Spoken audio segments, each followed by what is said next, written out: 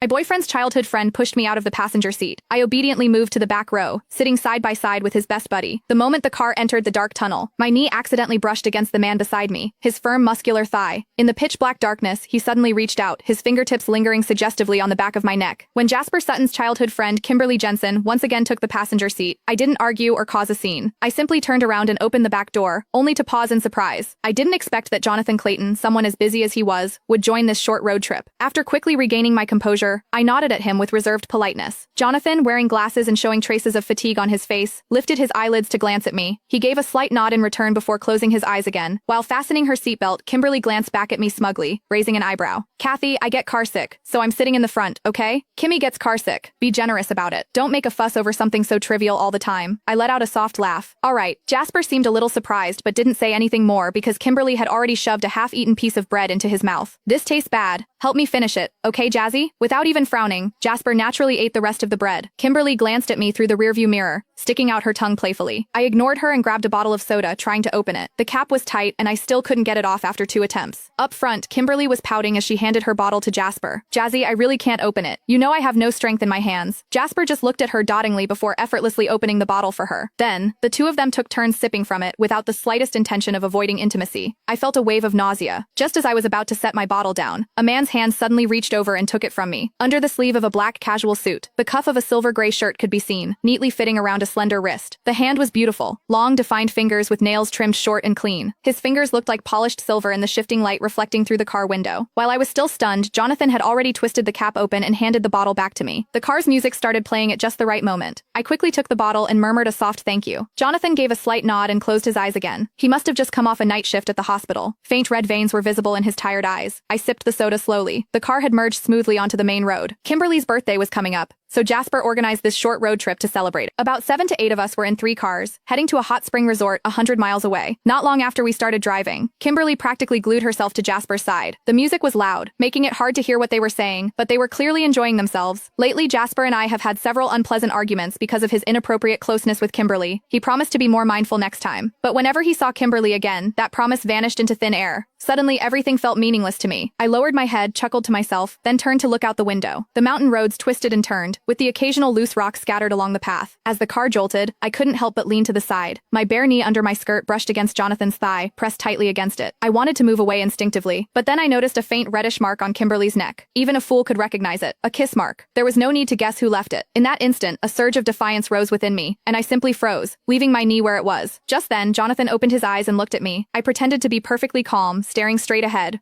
Click the link in my bio to get the full story for free.